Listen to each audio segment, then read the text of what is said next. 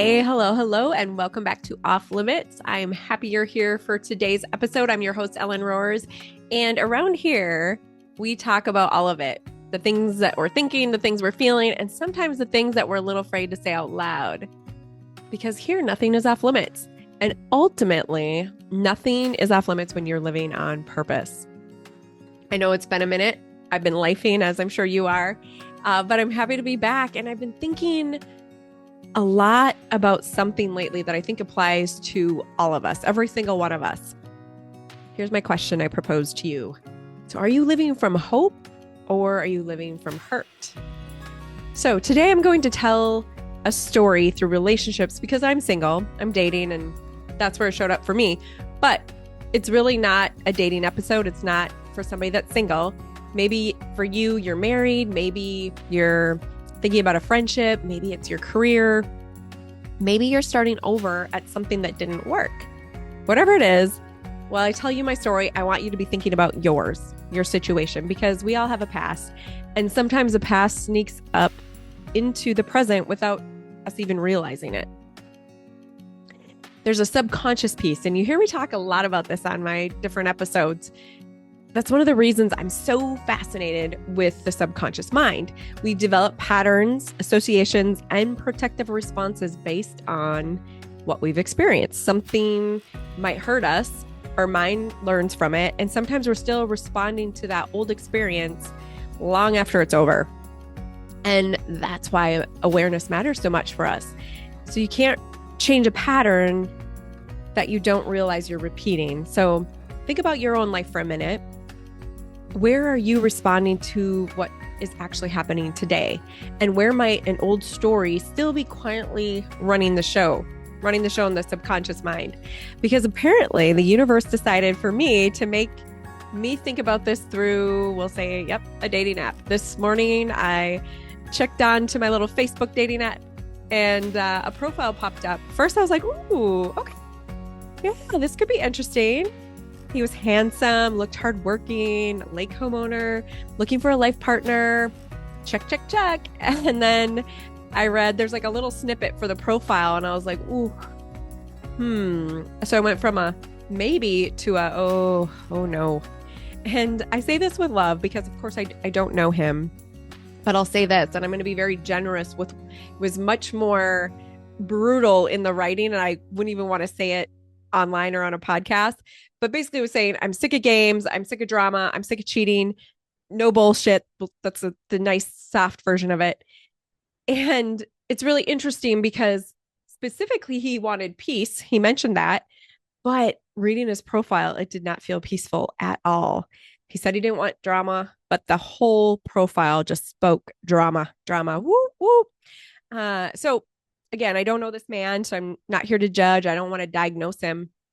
And I'm not saying he's a bad person. It was actually interesting. His career was a life coach counselor. And I thought, oh, interesting twist. We've all been hurt, right? Everybody has a past. And the thing that was interesting, it's how the words were communicated to me or to any healthy individual on the site. There was a lot of hurt behind his words. And I think he probably thought he was communicating standards, which is great. I think that's what he wanted to come across. But think about the difference. Let's just think about how this communication could have come across differently if he was saying, I value honesty, loyalty, emotional maturity, and a peaceful life versus no liars, no cheaters, no games, no drama. I just felt like, ooh, it was just so harsh. And I felt like it was a message to me that we weren't maybe on the same page. And again, no judgment here. It's just these two versions are saying sort of the same thing, but so differently. The one is describing the life that they want to create. You know, I want honesty, loyalty, compassion, emotional maturity, peaceful life. And the other is describing what I don't want to repeat. Not that that's a bad thing, but they're just so opposite. And it got me thinking as, wow, your dating profile or the way we communicate to anyone that we love or anybody that we're trying to get to know shouldn't be a warning label of something that's hurt you in the past. And of course, it's okay to have hurt, and it's okay to share that with people when you're learning and you're growing. But it just got me thinking. So let's dive into it. And this is when I thought the weight, you don't want to cast a stone, right? Where do I do this? Because I know I do it too. It's easy to spot somebody else's stuff. We all do it, but it's a little harder to turn the mirror around. So I thought, Ellen, turn the mirror around. What are you carrying? And I'll say it got me thinking a little bit. He's my muse. He might be listening. I don't know, because he's actually listened to my podcast. And this is the thing I can tell you, he's just an awesome, amazing man, someone I genuinely cared about. We were starting to get to know each other. It's been, done now a couple months here, almost a month or so. I won't bore you into all the details, but I want to share this story because I think it's important. In this story, no one was the villain. Nobody cheated. Nobody lied. Nobody did a horrible thing. He was a great person. I feel like we were both very healed in our lives. I felt super seen by him. I felt safe with him. I loved the way he thought through his questions, the questions he asked me. But there was just something that we were trying to correlate. Again, I won't get into all the details, but just something didn't quite fit. And we were both two people building very separate lives, both very single, independent. Um, we enjoyed our singlehood. I know that. But I think we were trying to figure out early on, which I think is better to figure out early on than later where you get more attached. But could we merge our life as one? And in that particular moment, and the question that he asked was a perfect way because I had to be very authentic and honest and was just real with him. And I think we both felt a little hurt in the fact that we cared about each other enough, but we were both in our independence and trying to think of the right word to use. Let me know if you think of it, but where it was just like we both were stubborn to not really want to give up what was our true end goal, if that makes sense. Where like we saw the value in each other, really cared for each other, but at the end of the day, it just didn't feel right. And not to say that it never would, but I felt like in that moment I was brokenhearted a little bit as I drove home. I was long distance that we had. So I drove that same road home that I had driven only maybe 6 to 8 weeks prior to meet him for the first date. And where I'm going with this is it taught me something that I want to carry forward. And hopefully that this little message could bring something to you too. So let me know your thoughts. Like whatever your situation is, what are you getting out of it? So here it is. Sometimes two healthy people can genuinely care about each other and still realize that the life they build together maybe doesn't quite fit. And it could just be a moment at that time. Nobody has to be wrong. Nobody has to be the villain. And maybe a relationship can even be successful when it ends. Maybe success isn't always we stayed together forever. Maybe sometimes it is we treated each other well. We saw eye to eye. We learned something. We left knowing ourselves better. And, you don't have to make someone wrong just because they're not right for you. And I still question, like I question myself, like, oh, Ellen, did you make the wrong decision? And I think we were both on the same page, but it's this lesson that I want to carry, not necessarily the hurt, because I felt so sad to let him go in my life. Like we'd been messaging and talking and seeing each other. So I immediately felt this loneliness. And so it got me thinking too about hurt versus wisdom, hurt or wisdom. And I think we can all put this into any situation. There's a big difference between the two. So I don't want to take hurt or something from my subconscious past, whether it's childhood or a bad career job. I've had some bad bosses over the years or just certain situations. We all have them, right? What's the difference between taking that and carrying into that versus wisdom? So here we go. I don't want to take the hurt from the experience. I want to take the wisdom. Hurt says, don't ever do this to me again. It's almost like that fear, right? That this could happen again. Wisdom says, now I know myself better. The hurt says, prove you're not like the last person or the last job or the last friend. Wisdom says, here's what I've learned that matters to me. So your past gets you to a teaching point or something that you learn. So your past will teach you, but it doesn't have to drive you. Again, that subconscious can sometimes drive us more than the conscious mind. And that's true whether we are talking about love, friendship, family, work. Maybe again, a boss made you question your value. Maybe a friend betrayed you. Maybe you took a risk and failed. That's okay. I learn the most when I fail. I fail often. Maybe someone broke your heart. The question isn't whether those experiences affected you. Of course they did. We know that they can affect us. The question is, are they informing your future or controlling it? So hopefully it's more on the informing your future side versus controlling it. And there's a little bit of, we've got our intuition, which I think we need to listen to more, right? I'm trying to get better about that. We've got fear and we've got overthinking. I am definitely an overthinker. Let me know if you are. There can be good and bad to that. So this one I am still working on myself because absolutely, I just said it, I overthink. Shocking, right? I'm sure you're super surprised. No, but I can analyze something 12 different ways and then I wonder, right?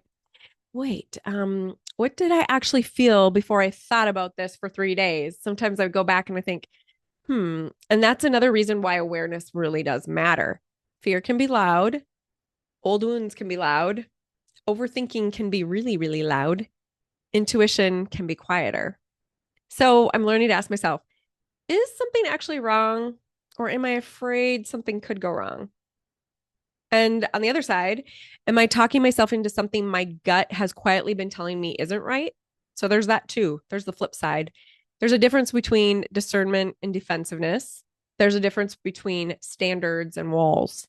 And there's a difference between intuition and fear wearing intuition's clothes. You get what I'm saying with that? And I think that's why I worry a little bit about, the ending of that relationship. I'm like, gosh, were you letting fear get in the way? You're overthinking. Instead of just being in the moment, I think sometimes I fast forward too far ahead, and that can be that overthinking. And one of the conversations that we had, and let me know if you're one that loves to build your empire. I always say I'm building my empire. And that was our last conversation from the relationship that really stayed with me. We talked about building our empires. And it made me ask myself, when I'm building this beautiful life, am I building it only for me? Or am I leaving room for the partnership I say I want?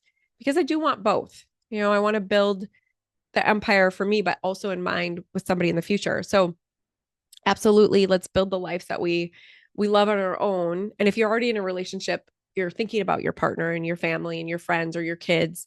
So you're in a different situation than me, and that's okay.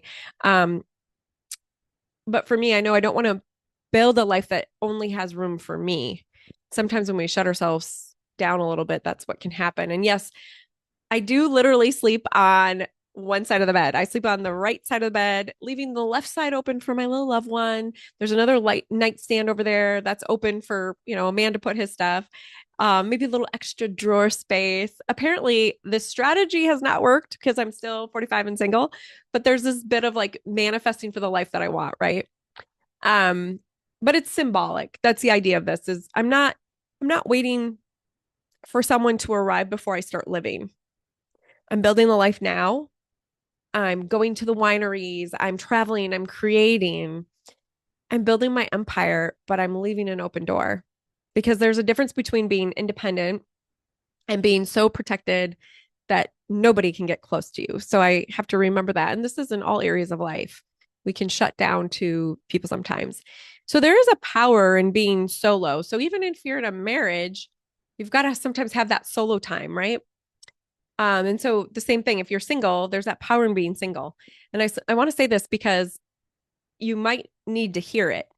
There are so many wonderful parts about being single or being solo when you get some solo time. And, sometimes it can feel lonely. I think sometimes people will see me sitting at a restaurant alone and feel sad for me or feel lonely. I was at the winery a couple weeks ago and it was sweet. There were a lot of couples. It's a Friday night, so a lot of families, couple like wedding parties, and just it was fun to watch everybody. But I thought a couple, I think, were looking at me and like thinking, what is that girl doing here alone on a Friday night? It was just me and my table. I had my little wine tasting and my pizza. And this gal came up to me and she's like, are you here by yourself? I said, I am. And she's like, oh my gosh, I really think that's neat. She said, I met my husband here. And she said, we already knew each other, but this was our first date. And it was really sweet, because there was a bit of this feeling lonely, but um, I think both are true is that you have to, there's a power in being single as well. And sometimes you can set an example for others because I think she was like, I think it's really cool you're here by yourself. She's like, I don't know if I could do that. So, where I'm going to this is you can be so powerful in your solo time or your singlehood and still desire a true partnership. And you can love your life and still want to share somebody with it.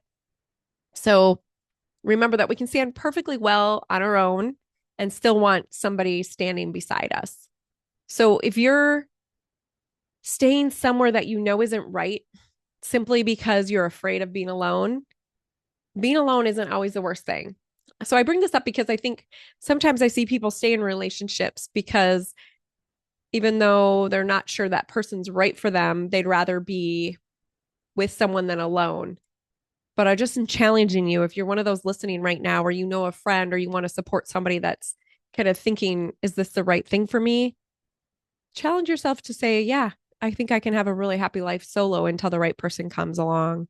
So sometimes saying somewhere you have to abandon pieces of yourself and that can be lonelier. So a little note I sometimes say is, I'd rather be powerfully single than quietly settling or losing yourself. So if you have a certain dream and your other person isn't really on the same trajectory, I mean, if they're supporting you, that's great. And the idea is to support each other along the way. Um, but it's good to know that, you know what? Powerfully single is not a bad thing. Doesn't mean the loneliness fully disappears. It just means loneliness doesn't get to make the decision for you. So let's, going back to you on, I want you to think about your life. Forget about my little dating scenarios, all the stories I've shared for a minute. Where is this showing up for you? Maybe you're married and something from an old relationship keeps showing up in this one. Maybe there's something from your past that you haven't healed and that overthinking or those hurts, those wounds are making you treat your spouse in a way that you maybe shouldn't. That's something that, you want to kind of consider and look at. Maybe you're afraid to trust someone. Maybe you're staying somewhere because leaving scares you. I know that happens too. Maybe you're rejecting opportunities because one didn't work before and you're afraid of failure. Maybe you're working constantly because being busy keeps you from sitting with something uncomfortable. I know that's what I do when I get lonely. I work and work. Maybe you're so focused on protecting what you've built that you've stopped leaving room for something new. So I think that can happen a lot too for folks that tend to be workaholics, um, work, work, work, and then they forget to bring something new into their life. So whatever it is, we all have different things. Ask yourself, am I living toward what I want or am I living to avoid what I don't want to experience again? Does that make sense? Am I living toward what I want or am I living to avoid what I don't want to experience again? Because it can hurt to hurt, right? And that is the difference between hope and hurt. We want to be hopeful and don't let hurt rule the subconscious. So here's a few questions that I want to have you take, or let's take. Am I focused on what I want or what I'm afraid will happen again? So are you living because you're like, this is what I want? Because that's the good thing to focus on your wants and your desires versus, oh, I'm going to do this because I'm fearful that this might happen again. Are my standards rooted in self-worth? Super important for that, right? Or have some of them become armor? Sometimes we put up armor because we're scared of being vulnerable and being authentic. And that is one thing I loved about the relationship. It's important to have a relationship with someone that you can be your authentic self. And that's again why I'm like, oh, I feel like I let a really good one go. Um, am I staying where I am because it's right for me or because I'm afraid to let it go? And that question popped up with him too, because I was like, oh, he's so right for me in a lot of ways. But then would I never get my lake house or, so I was afraid to let him go, but I'm also like, well, I got to stay true to what I know I do want. But there is those sacrifices. Relationships are work, right? So you do make sacrifices. What has this season of my life been trying to teach me? So we're all in different seasons and they ebb and flow. Some are more challenging than others. Some are a lot better than others. But what is this current season of life trying to teach you? Am I responding to what's actually happening today? Or are my responses from something that happened years ago. Again, back more in the subconscious, something that maybe hurt through childhood or a past relationship, past job. And here's maybe the biggest question that I want to leave us with. If the thing I've been asking for showed up tomorrow, so for me, let's say I finally met Mr. Right and he showed up on my doorstep, am I ready to receive it? Because sometimes I think there could be a little fear factor. Maybe it's a job, the perfect job comes up and you don't feel worthy of it. Or, again, put your situation in there. Are you ready for it to show up? Are you ready to receive it? Or are you still protecting yourself from what happened before? We've all got a past. We've all been hurt. And I don't think the goal is getting through life untouched. I mean, things happen so we can learn and grow. The goal is really becoming conscious enough that what happened to us doesn't unconsciously decide what happens next. That's the key. So healing doesn't mean pretending it didn't hurt. It's okay that it hurt. It doesn't mean forgetting, and it doesn't mean never being afraid again. It's okay to be afraid too. It just means your past gets to teach you. Allow it to teach you. Don't let it drive you. So take the lesson, keep the wisdom, leave the bitterness. And maybe whatever season you're in right now isn't a waiting room. Maybe there's something you're supposed to learn here. I think sometimes I feel like I'm in this waiting room of life, but it's like, no, each chapter is a journey and each one gets me closer to coming home to myself. So something that you're maybe supposed to build, maybe you're becoming more of who you're supposed to be. So build your empire, build the life, take yourself to the winery, the golf course, the cruise, the trip, go on your vacation, create the beautiful home, apply for that job, start the thing. Love the people in front of you. That's a big thing. I was just on a family vacation and I kind of felt like the odd man out. I'm the only one that's not married with kids and everybody else is partnered up, or my brother and his wife. Actually, she wasn't there this time, but anyways, where I'm going with that is I think everybody was paired up but me. But then I really thought, that's okay. I'm going to just love my family who's right here in front of me right now. And it's okay that I'm not a mom or, married, and we have different lives, and that's okay. So one more thing to think about, if love is something you desire, leave room for it. I need to leave room for it, right?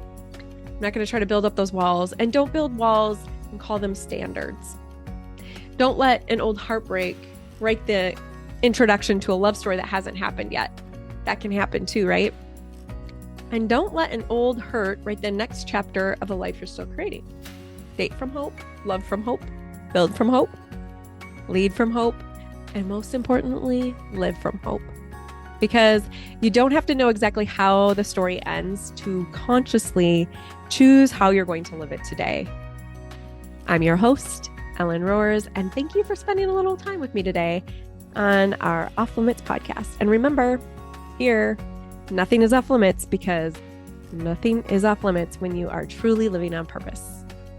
Thanks for tuning in. Have a wonderful day, and I will see you next time. Bye.